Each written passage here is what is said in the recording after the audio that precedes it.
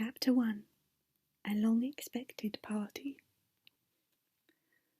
When Mr. Bilbo Baggins of Bag End announced that he would shortly be celebrating his 11th birthday with a party of special magnificence, there was much talk and excitement in Hobbiton.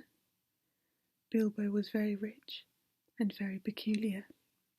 He had been the wonder of the Shire for 60 years, ever since his remarkable disappearance and unexpected return. The riches he had brought back from his travels had now become a local legend, and it was popularly believed, whatever the old folk might say, that the hill at Bag End was full of tunnels stuffed with treasure. And if that was not enough for fame, there was also his prolonged vigour to marvel at. Time wore on, but it seemed to have little effect on Mr. Baggins. At 90, he was much the same as at 50. At 99, they began to call him well preserved, but unchanged would have been nearer the mark. There were some that shook their heads and thought that this was too much of a good thing. It seemed unfair that anyone should possess apparently perpetual youth, as well as, reputedly, inexhaustible wealth. It will have to be paid for, they said. It isn't natural, and trouble will come of it. But so far, trouble had not come, and as Mr. Baggins was very generous with his money, most people were willing to forgive him his oddities and his good fortune. He remained on visiting terms with his relatives, except, of course, the Sackville Bagginses, and he had many devoted admirers among the hobbits of poor and unimportant families. But he had no close friends, until some of his younger cousins began to grow up. The eldest of these, and Bilbo's favourite, was young Frodo Baggins. When Bilbo was 99, he adopted Frodo as his heir, and brought him to live at Bag End, and the hopes of the Sackville Bagginses were finally dashed. Bilbo and Frodo happened to have the same birthday, September 22nd. "You had better come and live here, Frodo, my lad," said Bilbo one day, "and then we can celebrate our birthday parties comfortably together." At that time, Frodo was still in his tweens, as the hobbits call the irresponsible 20s between childhood and coming of age at 33. 12 more years passed. Each year the Bagginses had given very lively combined birthday parties at Bag End, but now it was understood that something quite exceptional was planned for the autumn. Bilbo was going to be 11, a rather curious number, and a very respectable age for a hobbit. The old Duke himself had only reached 130, and Frodo was going to be 33, an important number, the date of his coming of age. Tongues began to wag in Hobbiton and Bywater. The rumour of the coming event travelled all over the Shire. The history and character of Mr. Bilbo Baggins became once again the chief topic of conversation, and the older folk suddenly found their reminiscences in welcome demand. No one had a more attentive audience than old hound Ganji, commonly known as the Gaffer. He held forth at the Ivy Bush, a small inn on the Bywater Road, and he spoke with some authority, for he had tended the garden at Bag End for 40 years, and had helped old Holman in the same job before that. Now that he himself was growing old and stiff in the joints, the job was mainly carried on by his youngest son, Sam Gamgee. Both father and son were on friendly terms with Bilbo and Frodo. They lived on the hill itself, in number 3, Bagshot Row, just below Bag End. A very nice, well-spoken, gentle hobbit is Mr. Bilbo, as I've always said, the gaffer declared, with perfect truth, for Bilbo was very polite to him, calling him Mr. Hamfast, and consulting him constantly upon the growing of vegetables. In the manner of roots, especially potatoes, the gaffer was recognised as the leading authority by all in the neighbourhood, including himself. "But what about this Frodo that lives with him?" asked old Noakes of Bywater. "Baggins is his name, but he's more than half a brandy-buck, they say. It beats me why any Baggins of Hobbiton should go looking for a wife away there in Buckland, where folks are so queer." "And no wonder they're queer," put in Daddy Two-Foot, the gaffer's next-door neighbour. "If they live on the wrong side of the Brandywine River and right agin the old forest, that's a dark, bad place, if half the tales be true." "You're right, Dad," said the gaffer. "Not that the Brandybucks of Buckland live in the old forest, but they're a queer breed, seemingly. They fool about with boats on that big river, and it isn't natural. Small wonder that trouble came of it, I say. But be that as it may, Mr. Frodo is as nice a young hobbit as you could wish to meet.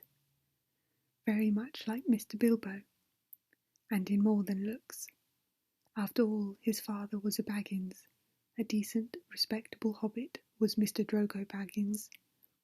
There was never much to tell of him, till he was drowned." "Drowned," said several voices. They had heard this and other darker rumours before, of course, but hobbits have a passion for family history, and they were ready to hear it again. "Well, so they say," said the gaffer. "You see, Mr. Drogo, he married poor Miss Primula Brandybuck. She was our Mr. Bilbo's first cousin on the mother's side, her mother being the youngest of the old Duke's daughters, and Mr. Drogo was his second cousin. So Mr. Frodo is his first and second cousin, once removed either way, as the saying is, if you follow me. And Mr. Drogo was staying at Brandy Hall with his father-in-law, old Master Gorbodoc, as he often did after his marriage, him being partial to the victuals, and the old Gorbodoc keeping a mighty generous table. And he went out boating on the Brandywine River, and he and his wife were drowned. And poor Mr. Frodo, only a child and all. I've heard they went on the water after dinner in the moonlight," said old Noakes, "and it was Drogo's weight that sunk the boat. And I heard she pushed him in, and he pulled her in after him," said Sandyman, the Hobbiton miller. "You shouldn't listen to all you hear, Sandyman," said the gaffer, who did not much like the miller. "There isn't no call to go talking of pushing and pulling. Boats are quite tricky enough for those that sit still without looking further for the cause of trouble. Anyway, there was this Mr. Frodo, left an orphan and stranded, as you might say, among those queer Bucklanders, being brought up, anyhow, in Brandy Hall.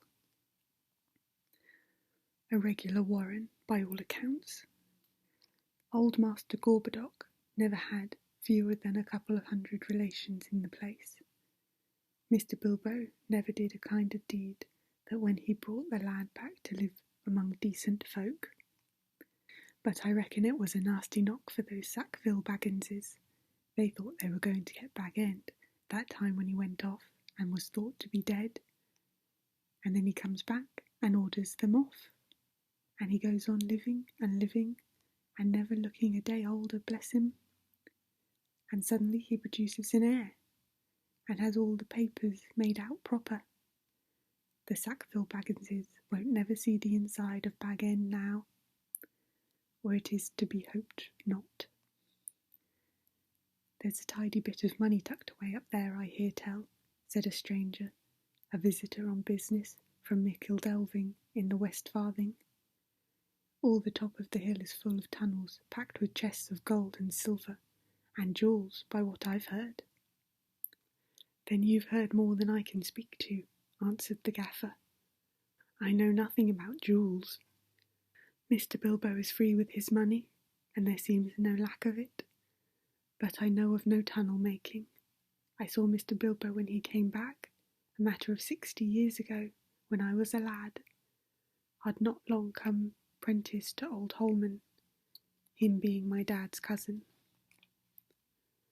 But he had me up at Bag End, helping him to keep folks from trampling and trespassing all over the garden while the sale was on. And in the middle of it all, Mr. Bilbo comes up the hill with a pony and some mighty big bags and a couple of chests. I don't doubt they were mostly full of treasure he had picked up in foreign parts, where there be mountains of gold, they say. But there wasn't enough to fill tunnels. But my lad Sam will know more about that. He's in and out of Bag End. Crazy about stories of the old days he is, and he listens to all Mr. Bilbo's tales. Mr. Bilbo has lent him his letters, meaning no harm, mark you, and I hope no harm will come of it. Elves and dragons, I say to him, cabbages and potatoes are better for me and you. Don't go getting mixed up in the business of your betters, or you'll land in trouble too big for you, I says to him. And I might say it to others, he added, with a look at the stranger and the miller. But the gaffer did not convince his audience. The legend of Bilbo's wealth was now too firmly fixed in the minds of the younger generation of hobbits. "Ah, but he has likely enough been adding to what he brought at first," argued the miller, voicing common opinion. "He's often away from home, and look at the outlandish folk that visit him, dwarves coming at night, and that old wandering conjurer Gandalf, and all. You can say what you like, gaffer, but Bag End's a queer place, and its folk are queerer." "And you can say what you like about what you know no more of than you do of boating, Mr. Sandyman," retorted the gaffer, disliking the miller even more than usual. "If that's being queer, then we could do with a bit more queerness in these parts. There's some not far away that wouldn't offer a pint of beer to a friend if they lived in a hole with golden walls. But they do things proper at Bag End. Our Sam says that everyone's going to be invited to the party, and there's going to be presents, mark you, presents for all, this very month as is." That very month was September, and as fine as you could ask. A day or two later, a rumour, probably started by the knowledgeable Sam, was spread about that there was going to be fireworks.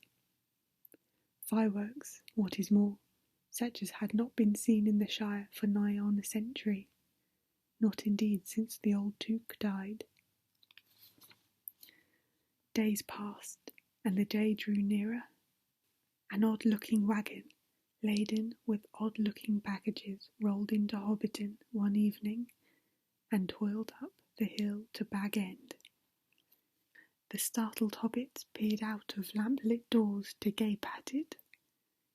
It was driven by outlandish folk, singing strange songs, dwarves with long beards and deep hoods. A few of them remained at Bag End. At the end of the second week in September, a cart came through Bywater from the direction of Brandywine Bridge in broad daylight. An old man was driving it all alone. He wore a tall, pointed blue hat, a long grey cloak, and a silver scarf. He had a long white beard and bushy eyebrows that stuck out beyond the brim of his hat. Small hobbit children ran after the cart, all through Hobbiton and right up the hill. It had cargo of fireworks, as they rightly guessed. At Bilbo's front door, the old man began to unload. There were great bundles of fireworks of all sorts and shapes, each labelled with a large red G and an elf rune. That was Gandalf's mark, of course, and the old man was Gandalf the Wizard, whose fame in the Shire was due mainly to his skill with fire, smokes, and lights. His real business was far more difficult and dangerous, but the Shire folk knew nothing about it. To them he was just one of the attractions at the party, hence the excitement of the Hobbit children. G for grand, they shouted, and the old man smiled. They knew him by sight, though he only appeared in Hobbiton occasionally and never stopped long. But neither they nor any but the oldest of their elders had seen one of his firework displays. They now belonged to a legendary past. When the old man, helped by Bilbo and some dwarves, had finished unloading, Bilbo gave a few pennies away. Not a single squib or cracker was forthcoming, to the disappointment of the onlookers. "Run away now," said Gandalf. "You will get plenty when the time comes." Then he disappeared inside with Bilbo, and the door was shut. The young hobbits stared at the door in vain for a while, and then made off, feeling that the day of the party would never come. Inside Bag End, Bilbo and Gandalf were sitting at the open window of a small room looking out west onto the garden. The late afternoon was bright and peaceful. The flowers glowed red and golden, snapdragons and sunflowers, and nasturtiums trailing all over the turf walls and peeping in at the round windows. "How bright your garden looks," said Gandalf. "Yes," said Bilbo, "I am very fond indeed of it, and of all the dear old Shire, but I think I need a holiday." "You mean to go on with your plan, then?" "I do. I made up my mind months ago, and I haven't changed it." "Very well. It is no good saying any more. Stick to your plan. Your whole plan, mind. And I hope it will turn out for the best, for you and for all of us." "I hope so. Anyway, I mean to enjoy myself on Thursday, and have a little joke." "Who will laugh, I wonder?" said Gandalf, shaking his head. "We shall see," said Bilbo. The next day more carts rolled up the hill, and still more carts. There might have been some grumbling about dealing locally, but that very week orders began to pour out of Bag End for every kind of provision, commodity, or luxury that could be attained in Hobbiton or Bywater or anywhere in the neighbourhood. People became enthusiastic, and they began to tick off the days on the calendar, and they watched eagerly for the postman, hoping for invitations. Before long the invitations began pouring out, and the Hobbiton post office was blocked, and the Bywater post office was snowed under, and voluntary assistant postmen were called for. There was a constant stream of them going up the hill, carrying hundreds of polite variations on "Thank you, I shall certainly come." A notice appeared at the gate of Bag End: no admittance except on party business. Even those who had, or pretended to have party business, were seldom allowed inside. Bilbo was busy, writing invitations, ticking off answers, packing up presents, and making some private preparations of his own. From the time of Gandalf's arrival he remained hidden from view. One morning the hobbits woke to find a large field, south of Bilbo's front door, covered with ropes and poles for tents and pavilions. A special entrance was cut into the bank leading onto the road, and wide steps and a large white gate were built there. The 3 hobbit families of Bagshot Row, adjoining the field, were intensely interested and generally envied. The old gaffer Gamgee stopped even pretending to work in his garden. The tents began to go up. There was a specially large pavilion, so big that the trees that grew in the field was right inside it, and stood proudly near one end, at the head of the chief table. Lanterns were hung on its branches. More promising still, to the hobbit's mind, an enormous open-air kitchen was erected in the north corner of the field. A draught of cooks, from every inn and eating-house for miles around, arrived to supplement the dwarves and other folk that were quartered at Bag End. Excitement rose to its height. Then the weather clouded over. That was on Wednesday, the eve of the party. Anxiety was immense. Then Thursday, September 22nd, actually dawned. The sun got up, the clouds vanished, the flags were unfurled, and the fun began. Bilbo Baggins called it a party, but it was really a variety of entertainments rolled into one. Practically everybody living near was invited. A very few were overlooked by accident, but as they turned up all the same, that did not matter. Many people from other parts of the Shire were also asked, and there were even a few from outside the borders. Bilbo met the guests and additions at the new White Gate in person. He gave away presents to all and sundry. The latter were those who went out again by the back way and came in again by the gate. Hobbits give presents to other people on their own birthdays.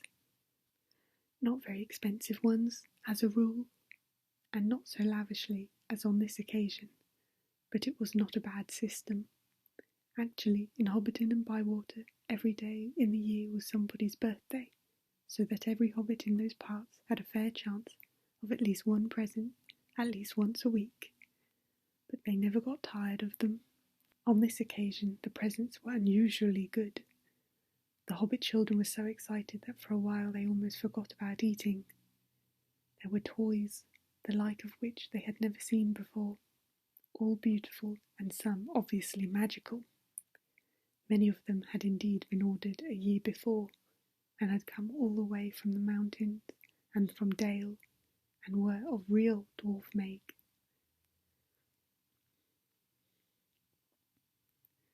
When every guest had been welcomed, and was finally inside the gate, there were songs, dances, music and games, and of course, food and drink. There were 3 official meals, lunch, tea and dinner, or supper, but lunch and tea were marked chiefly by the fact that at those times all guests were sitting down and eating together. At other times, there were merely lots of people eating and drinking, continuously from 11s until 6:30, when the fireworks started. The fireworks were by Gandalf.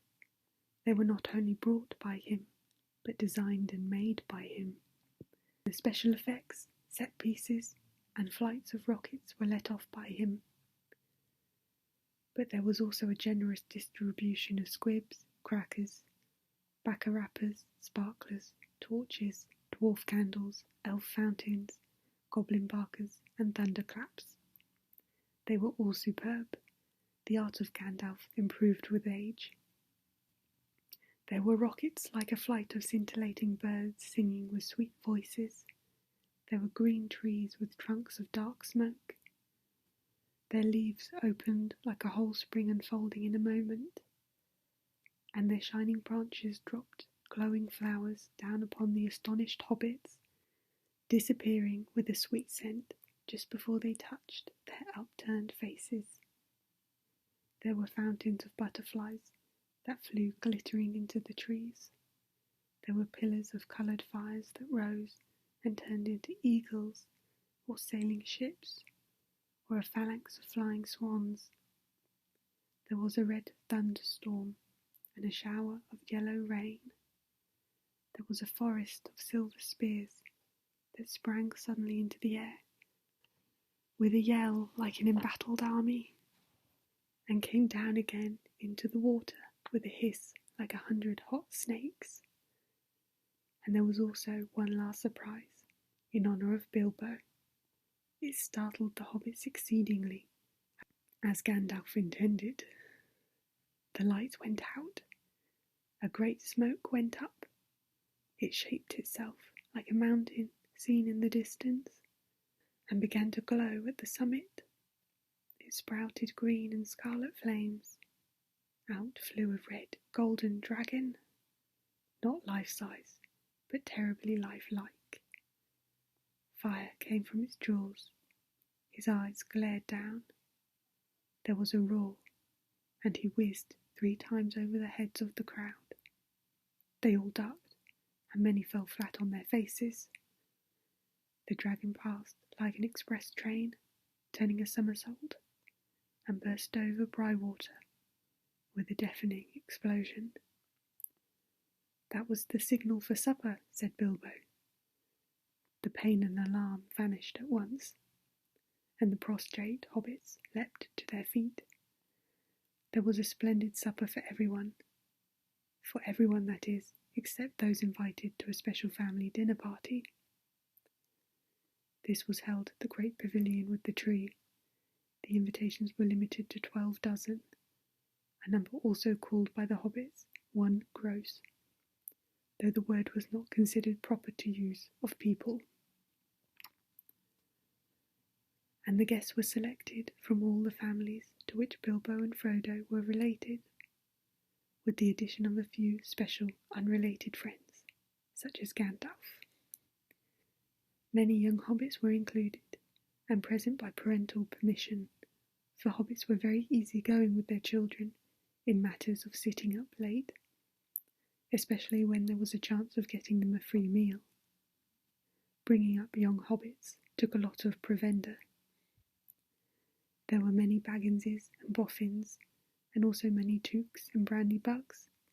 There were various Grubbs, relations of Bilbo Baggins's grandmother, and various Chubbs, connections of his Took grandfather, and a selection of Burrowses, Bulgers, Bracegirdles, Brockhouses, Goodbodies, Hornblowers, and Proudfoots.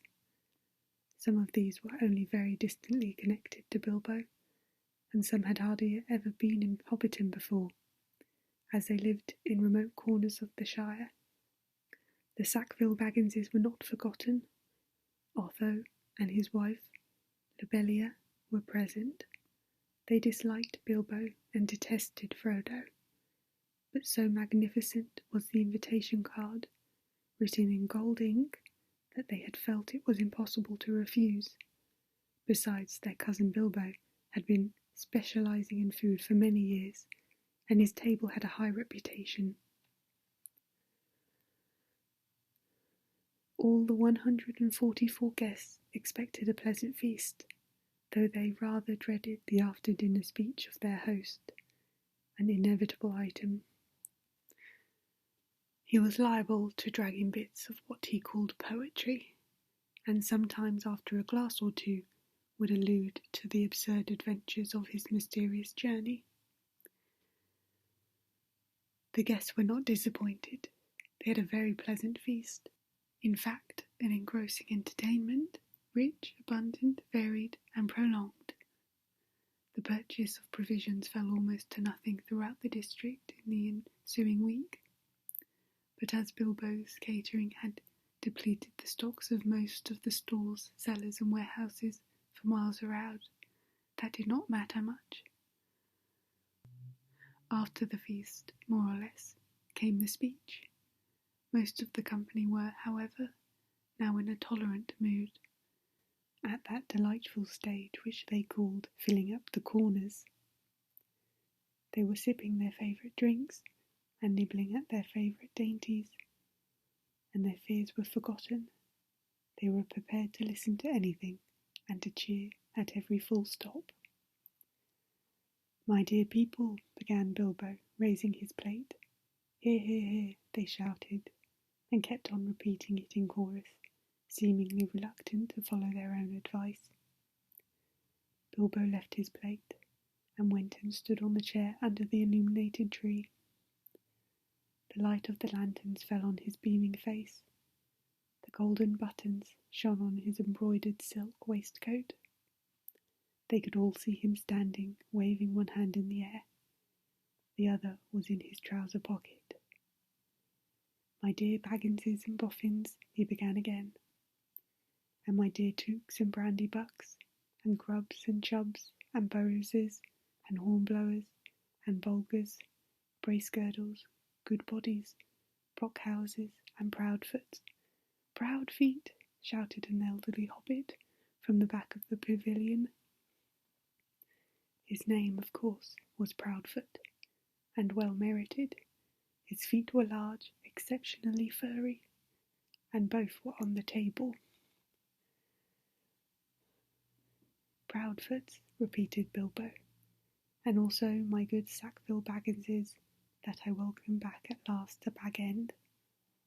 Today is my 111th birthday. I am 111 today. Hooray, hooray, many happy returns," they shouted, and they hammered joyously on the tables. Bilbo was doing splendidly. This was the sort of stuff they liked, short and obvious. "I hope you are all enjoying yourselves as much as I am." Deafening cheers, cries of yes and no, noises of trumpets and horns, pipes and flutes and other musical instruments. There were, as has been said, many young hobbits present. Hundreds of musical crackers had been pulled. Most of them bore the mark of Dale on them, which did not convey much to most of the hobbits, but they all agreed that they were marvellous crackers. They contained instruments, small, but of perfect make and enchanting tones. Indeed, in one corner some of the young Tooks and Brandybucks, supposing Uncle Bilbo to have finished, since he had plainly said all that was necessary, now got up and an impromptu orchestra and began a merry dance tune. Master Everard Took and Miss Melilot Brandybuck got on the table with the bells in their hands and began to dance the Springle Ring. A pretty dance, but rather vigorous. But Bilbo had not finished. Seizing a horn from a youngster nearby, he blew 3 loud hoots. The noise subsided. "I shall not keep you long," he cried. Cheers from all the assembly. "I have called you all together for a purpose." Something in the way he said this made an impression. There was almost silence, and 1 or 2 of the Tooks prickled up their ears. "Indeed, for 3 purposes. First of all, to tell you that I am immensely fond of you all, and that 11 years is too short a time to live amongst such excellent and admirable hobbits." Tremendous outburst of approval. "I don't know half of you half as well as I should like, and I like less than half of you half as well as you deserve." This was unexpected and rather difficult. There was some scattered clapping, but most of them were trying to work it out and see if it came to a compliment. Secondly, to celebrate my birthday. Cheers again. I should say our birthday, for it is, of course, also the birthday of my heir and nephew, Frodo. He comes of age and into his inheritance today. Some perfunctory clapping by the elders, and some loud shouts of "Frodo, Frodo, jolly old Frodo," from the juniors. The Sackville Bagginses scowled and wondered what was meant by coming into his inheritance. Together we score 144. Your numbers were chosen to fit this remarkable total. 1 gross. If I may use the expression. No cheers. This was ridiculous. Many of the guests, and especially the Sackville Bagginses, were insulted, feeling sure they had only been asked to fill up the required number, like goods in a package. one gross indeed, vulgar expression. But it is also, if I may be allowed to refer to ancient history, the anniversary of my arrival by barrel at Esgaroth on the Long Lake, though the fact that it was my birthday slipped my memory on that occasion. I was only 51 then, and birthdays did not seem so important. The banquet was very splendid, however, though I had a bad cold at the time, I remember, and could only say, "Thank you very much." I now repeat it more correctly.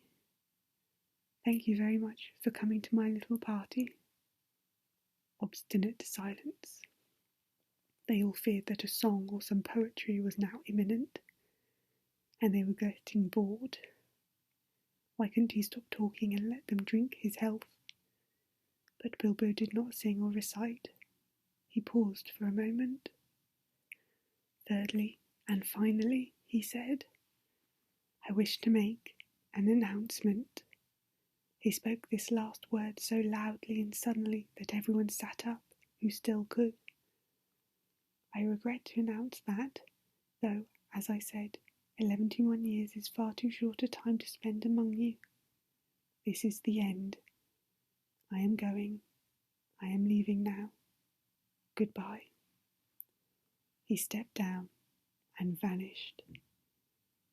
There was a blinding flash of light, and the guests all blinked. When they opened their eyes, Bilbo was nowhere to be seen. 144 flabbergasted hobbits sat back speechless. Old Odo Proudfoot removed his feet from the table and stamped. Then there was a dead silence, until suddenly, after several deep breaths, every Baggins, Boffin, Took, Brandybuck, Grubb, Chubb, Burrow, Bolger, Bracegirdle, Brockhouse, Goodbody, Hornblower, and Proudfoot began to talk at once. It was generally agreed that the joke was in very bad taste, and that more food and drink were needed to cure the guests of shock and annoyance. He's mad, I always said so, was probably the most popular comment. Even the Dukes, with a few exceptions, thought Bilbo's behaviour was absurd. For the moment, most of them took it for granted that his disappearance was nothing more than a ridiculous prank. But old Rory Brandybuck was not so sure. Neither age nor an enormous dinner had clouded his wits, and he said to his daughter-in-law Esmeralda, There's something fishy in this, my dear. I believe that Mad Baggins is off again. Silly old fool. But why worry? He hasn't taken the victuals with him. He called loudly to Frodo to send the wine round again. Frodo was the only one present who had said nothing. For some time he sat silent beside Bilbo's empty chair and ignored all remarks and questions. He had enjoyed the joke, of course, even though he had been in the know. He had difficulty in keeping from laughter at the indignant surprise of all the guests. But at the same time, he felt deeply troubled. He realized, suddenly, that he loved the old hobbit dearly. Most of the guests went on eating and drinking, and discussing Bilbo Baggins's oddities, past and present. But the Sackville Bagginses had already departed in wrath. Frodo did not want to have any more to do with the party. He gave orders for more wine to be served, then got up, drained his own glass silently to the health of Bilbo, and slipped out of the pavilion. As for Bilbo Baggins, even while he was making his speech, he had been fingering the golden ring in his pocket, the magic ring that he had kept secret for so many years. As he stepped down, he slipped it onto his finger, and he was never seen by any hobbit in Hobbiton again. He walked briskly back to his hole, and stood for a moment listening with a smile to the din at the pavilion, and to the sounds of merrymaking in other parts of the field. Then he went in. He took off his party clothes, folded up and wrapped in tissue paper his embroidered silk waistcoat, and put it away. Then he put on quickly some old untidy garments, and fastened round his waist a worn leather belt. On it he hung a short sword in a battered black leather scabbard. From a locked drawer, smelling of mothballs, he took out an old cloak and hood. They had been locked up as if they were very precious, but they were so patched and weather-stained that their original colour could hardly be guessed. It might have been dark green. They were rather too large for him. He then went to his study, and from a large strong box took out a bundle wrapped in old cloth, and a leather-bound manuscript, and also a large bulky envelope.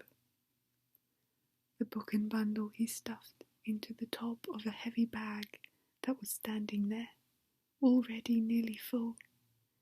Into the envelope he slipped his golden ring and its fine chain, and then sealed it and addressed it to Frodo. At first he put it on the mantelpiece, then suddenly he removed it and stuck it in his pocket. At that moment the door opened and Gandalf came quickly in. "Hello," said Bilbo. "I wondered if you would turn up." "I'm glad to find you visible," replied the wizard, sitting down in the chair. "I wanted to catch you and have a few final words. I suppose you feel that everything has gone off splendidly and according to plan?" "Yes, I do," said Bilbo, though that flash was surprising. It quite startled me, let alone the others. "A little addition of your own, I suppose?" "It was. You have wisely kept that ring secret all these years, and it seemed to me necessary to give your guests something else that would seem to explain your sudden vanishment." "And would spoil my joke." "You are an interfering old busybody," laughed Bilbo, "but I expect you know best, as usual." "I do, when I know anything. But I don't feel too sure about this whole affair, and it somehow comes off to the final point. You have had your joke, and alarmed or offended most of your relations, and given the whole Shire something to talk about for 9 days, or 99, more likely. Are you going any further?" "Yes, I am. I feel I need a holiday, a very long holiday, as I have told you before. Probably a permanent holiday. I don't expect I shall return. In fact, I don't mean to, and I have made all arrangements. I am old, Gandalf. I don't look it, but I am beginning to feel it in my heart of hearts." "Well preserved indeed," he snorted. "Why, I feel all thin, sort of stretched, if you know what I mean. Like butter that has been scraped over too much bread. That can't be right. I need a change, or something." Gandalf looked curiously and closely at him. "No, it does not seem right," he said thoughtfully. "No, after all I believe your plan is probably the best. Well, I've made up my mind anyway. I want to see mountains again, Gandalf. Mountains! And then find somewhere where I can rest, in peace and quiet, without a lot of relatives prying around, and a string of confounded visitors hanging on the bell. I might find somewhere where I can finish my book. I have thought of a nice ending for it. And he lived happily ever after, to the end of his days." Gandalf laughed. "I hope he will. But nobody will read the book, however it ends. Oh, they may, in the years to come. Frodo has read some of it already, as far as it has gone. You'll keep an eye on Frodo, won't you?" "Yes, I will. 2 eyes, as often as I can spare them." He would come with me, of course, if I asked him. In fact, he has offered once, just before the party. But he does not really want to, yet. I want to see the wild country again before I die, and the mountains. But he is still in love with the Shire, the woods and fields and little rivers. He ought to be comfortable here.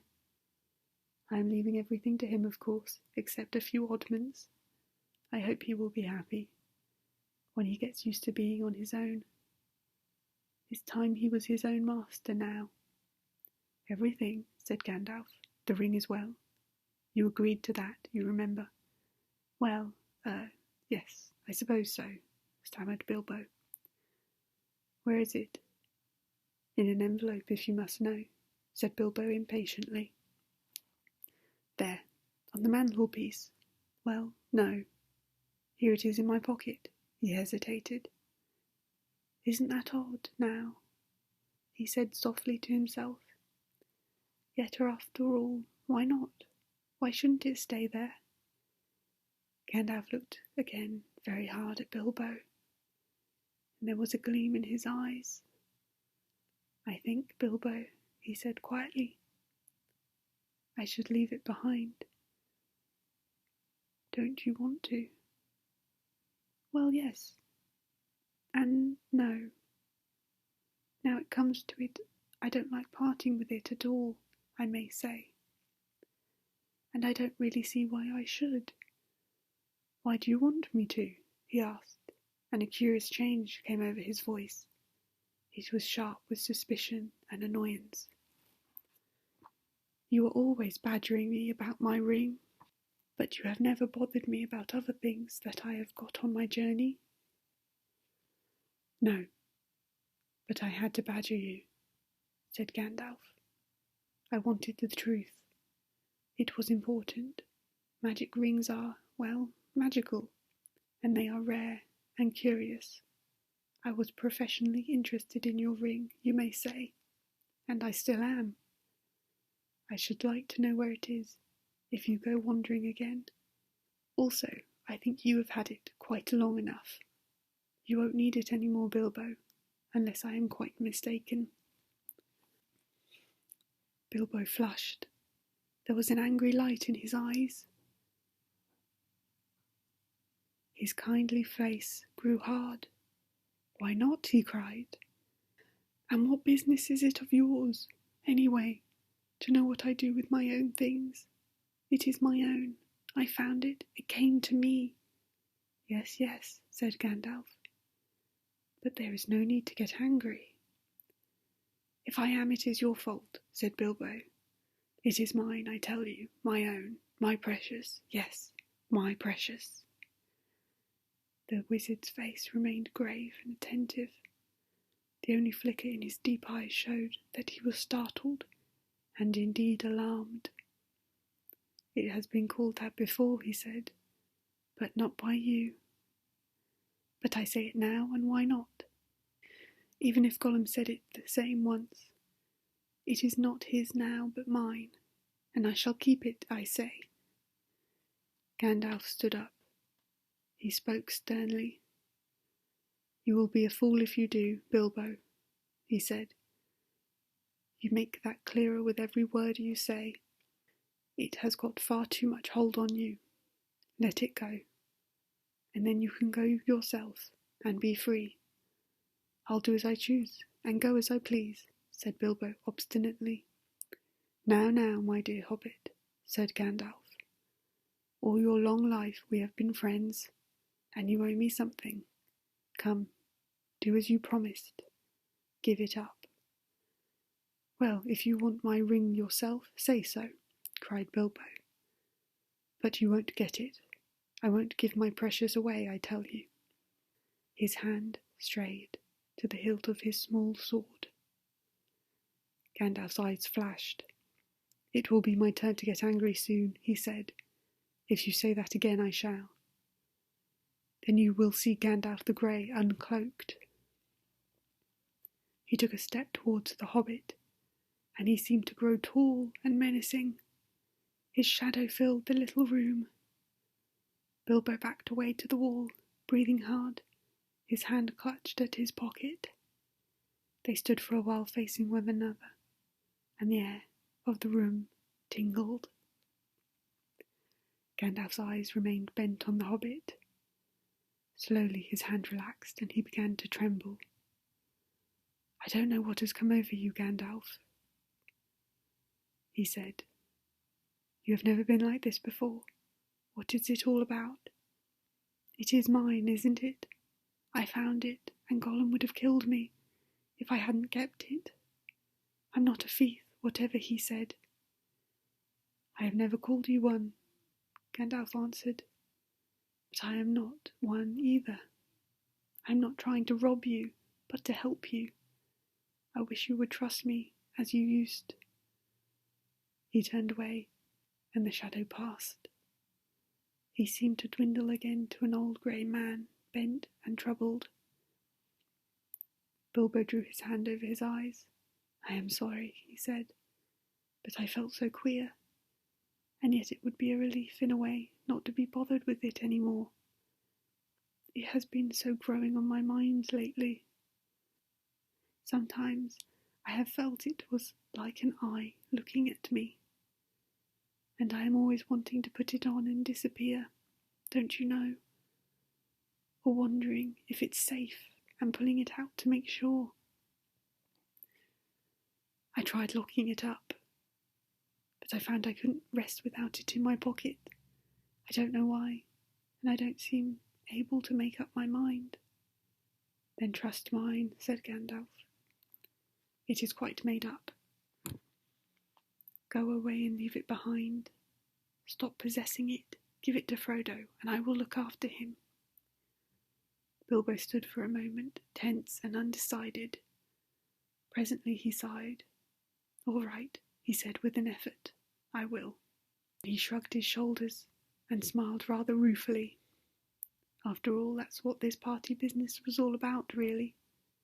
To give away lots of birthday presents, and somehow make it easier to give it away at the same time.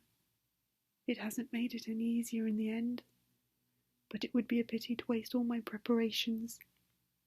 It would quite spoil the joke. "Indeed, it would take away the only point I ever saw in the affair," said Gandalf. "Very well," said Bilbo. "It goes to Frodo with all the rest." He drew a deep breath, and now I really must be starting, or somebody else will catch me. I have said goodbye, and I couldn't bear to do it all over again. He picked up his bag and moved to the door. "You still have the ring in your pocket," said the wizard. "Well, so I have," cried Bilbo. "And my will, and all other documents too. You had better take it and deliver it for me.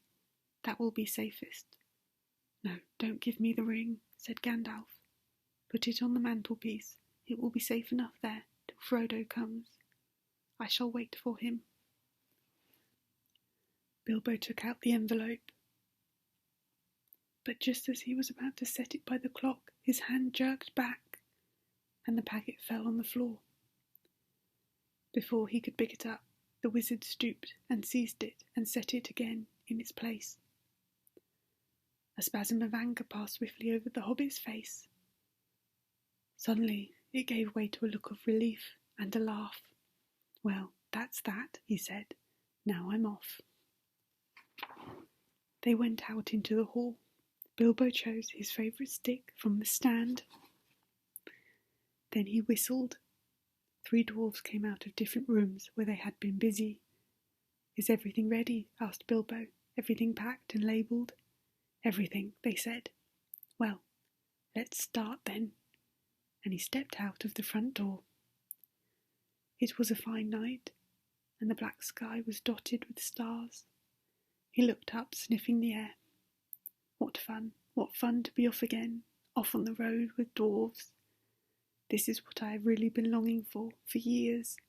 "Goodbye," he said, looking at his old home and bowing to the door. "Goodbye, Gandalf." "Goodbye for the present, Bilbo. Take care of yourself. You are old enough, and perhaps wise enough. Take care, I don't care. Don't you worry about me. I am as happy now as I have ever been, and that is saying a great deal. But the time has come, and I am being swept off my feet at last," he added, and then in a low voice, as if to himself, he sang softly in the dark. The road goes ever on and on, down from the door where it began. Now far ahead the road has gone, and I must follow if I can, pursuing it with eager feet, until it joins some larger way, where many paths and errands meet, and whither then, I cannot say. He paused, silent for a moment. Then without another word he turned away from the lights and voices in the field and tents, and followed by his 3 companions went round into his garden, and trotted down the long sloping path. He jumped over a low place in the hedge at the bottom, and took to the meadows, passing into the night like a rustling wind in the grass. Gandalf remained for a while, staring after him into the darkness. "Goodbye, my dear Bilbo, until our next meeting," he said softly, and went back indoors. Frodo came in soon afterwards, and found him sitting in the dark, in deep thought. "Has he gone?" he asked. "Yes," answered Gandalf, "he has gone at last. I hoped until this evening that it was only a joke," said Frodo. "But I knew in my heart that he really meant to go. He always used to joke about serious things. I wish I had come back sooner, just to see him off." "I think he really preferred slipping off quietly in the end," said Gandalf. "Don't be too troubled. He'll be all right now.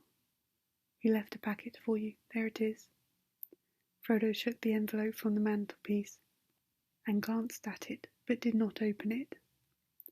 "You'll find his will and all other documents in there, I think," said the wizard. "You are the master of Bag End now, and also, I fancy, you'll find a golden ring." "The ring!" exclaimed Frodo. "Has he left me that? I wonder why. Still, it may be useful." It may not," said Gandalf. "I should not make use of it if I were you, but keep it secret and keep it safe. Now I am going to bed." As the master of Bag End, Frodo felt it his painful duty to say goodbye to the guests. Rumours of strange events had by now spread all over the field, but Frodo would only say, "No doubt everything will be cleared up in the morning." About midnight, carriages came for the important folk. One by one they rolled away, filled with full but very unsatisfied hobbits. Gardeners came by arrangement, and removed in wheelbarrows those who had inadvertently remained behind. Night slowly passed. The sun rose. The hobbits rose rather later. Morning went on. People came and began, by orders, to clear away the pavilion and the tables and the chairs, and the spoons and the knives and the bottles and the plates, and the lanterns, and the flowering shrubs in the boxes, and the crumbs and the cracker paper, and the forgotten bags and gloves and handkerchiefs, and the uneaten food, a very small item. Then a number of other people came, without orders. Bagginses and Boffins, and Bolgers and Tooks, and other guests that lived or were staying near.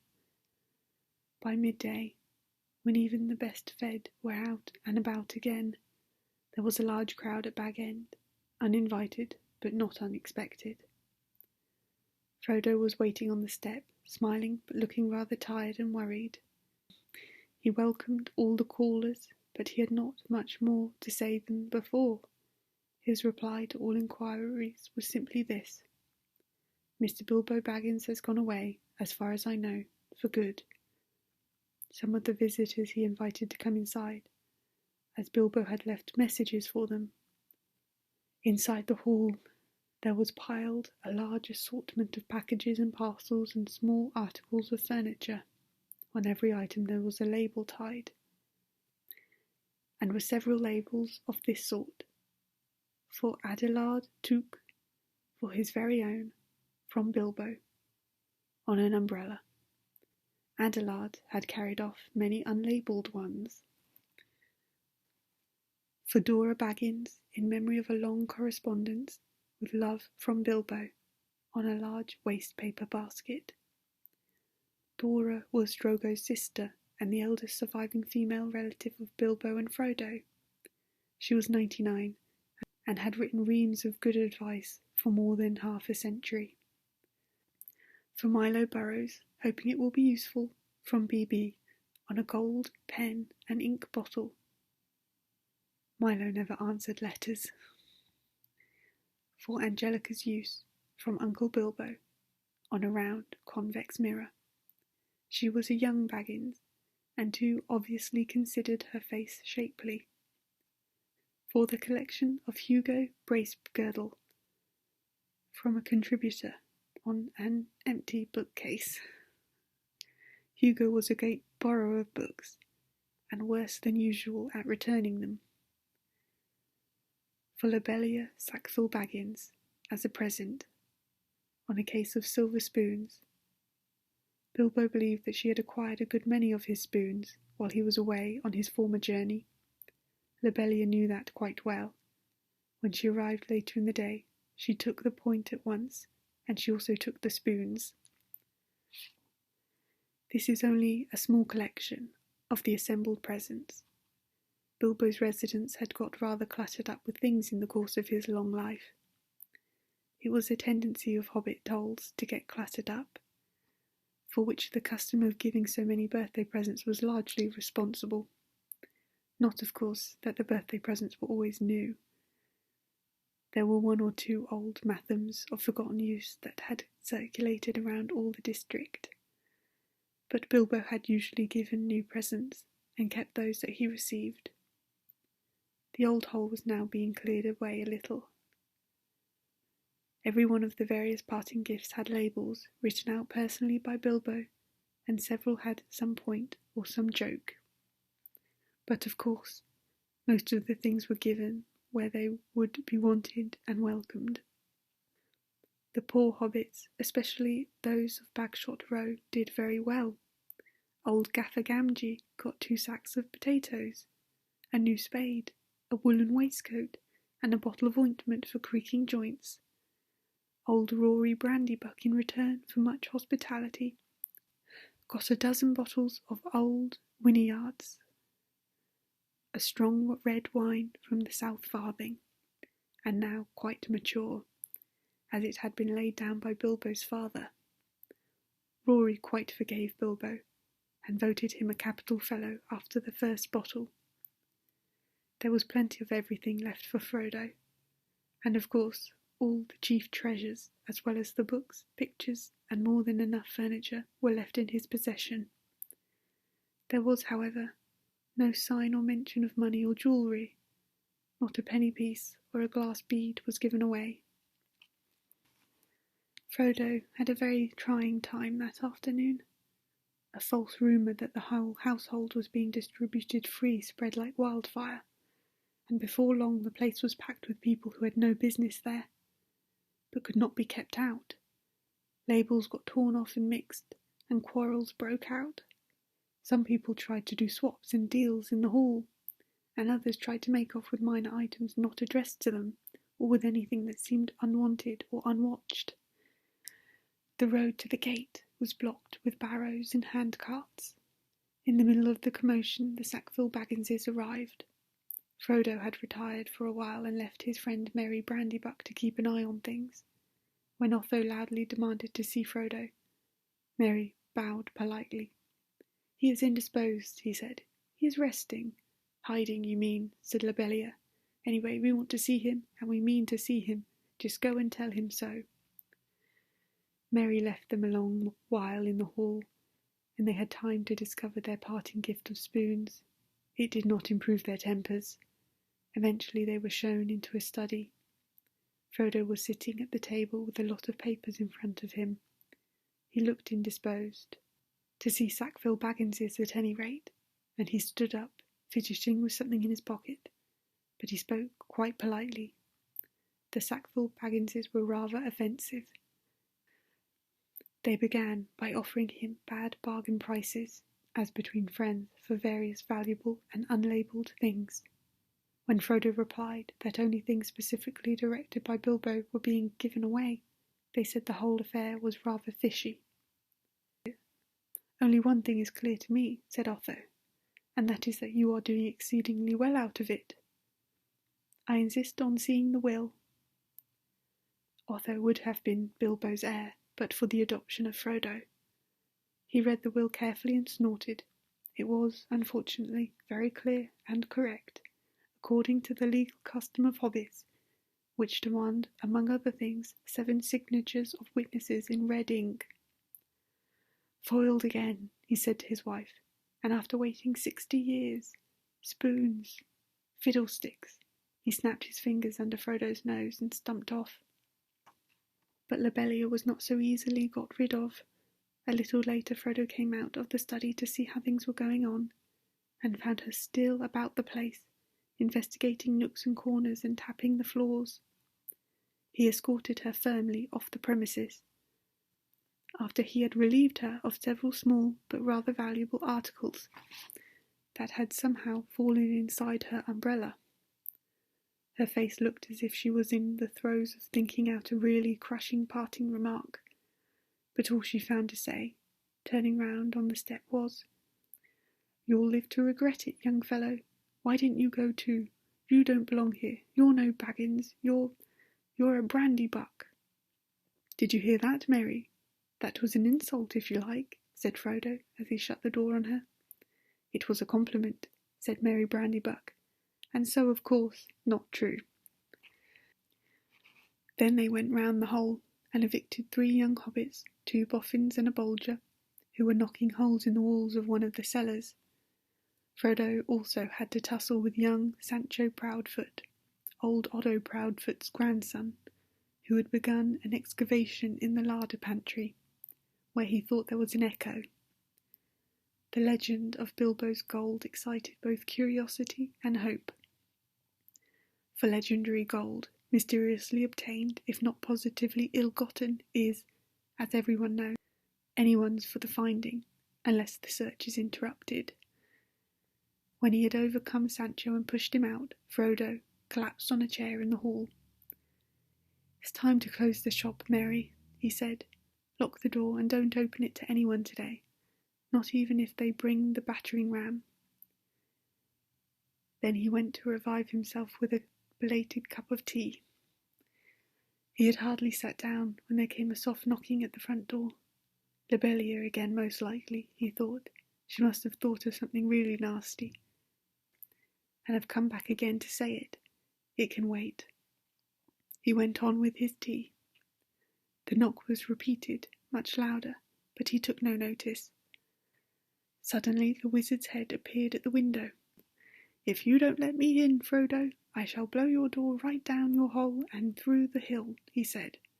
"My dear Gandalf, half a minute," cried Frodo, running out of the room to the door. Come in, I thought it was Lobelia." "Then I forgive you. But I saw her some time ago, driving a pony trap towards Bywater, with a face that would have curdled new milk." She had already nearly curdled me. Honestly, I nearly tried on Bilbo's ring. I longed to disappear. "Don't do that," said Gandalf, sitting down. "Do be careful of that ring, Frodo. In fact, it is partly about that I have come to say a last word." "Well, what about it? What do you know already?" "Only what Bilbo told me. I have heard his story, how he found it, and how he used it, on his journey, I mean." "Which story, I wonder?" said Gandalf. "Oh, not what he told the dwarves and put in his book," said Frodo. "He told me the true story soon after I came to live here. He said you had pestered him till he told you, so I had better know too. No secrets between us, Frodo, he said. But they are not to go any further. It's mine, anyway." "Very interesting," said Gandalf. "Well, what did you think of it all? If you mean inventing all that about a present, well, I thought the true story much more likely, and I couldn't see the point of altering it at all. It was very unlike Bilbo to do so, anyway, and I thought it rather odd." "So did I. But odd things may happen to people that have such treasures, if they use them. Let it be a warning to you. to be very careful with it. It may have other powers than just making you vanish when you wish to." "I don't understand," said Frodo. "Neither do I," answered the wizard. "I have merely begun to wonder about the ring, especially since last night. No need to worry, but if you take my advice you will use it very seldom or not at all. At least, I beg you not to use it in any way that will cause talk or rouse suspicion. I say again, keep it safe, keep it secret." "You are very mysterious. What are you afraid of?"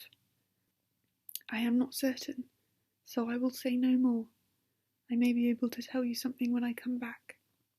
I am going off at once, so this is goodbye for the present."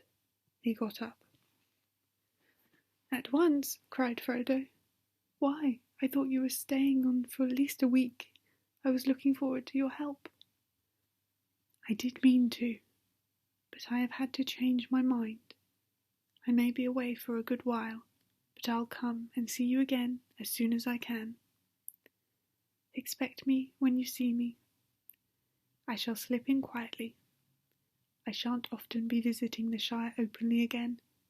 I find that I have become rather unpopular. They say I am a nuisance and a disturber of the peace. Some people are actually accusing me of spiriting Bilbo away, or worse. If you want to know, there is supposed to be a plot between you and me to get hold of his wealth." "Some people," exclaimed Frodo. "You mean Otho and Lobelia? How abominable! I would give them Bag End and everything else if I could get Bilbo back and go off tramping in the country with him. I love the Shire, but I begin to wish, somehow, that I had gone too.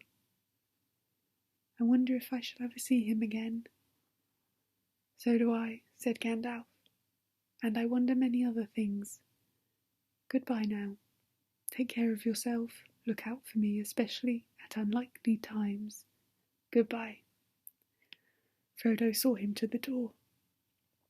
He gave a final wave of his hand and walked off at a surprising pace, but Frodo thought the old wizard looked unusually bent, almost as if he was carrying a great weight. The evening was closing in, and his cloaked figure quickly vanished into the twilight. Frodo did not see him again for a long time.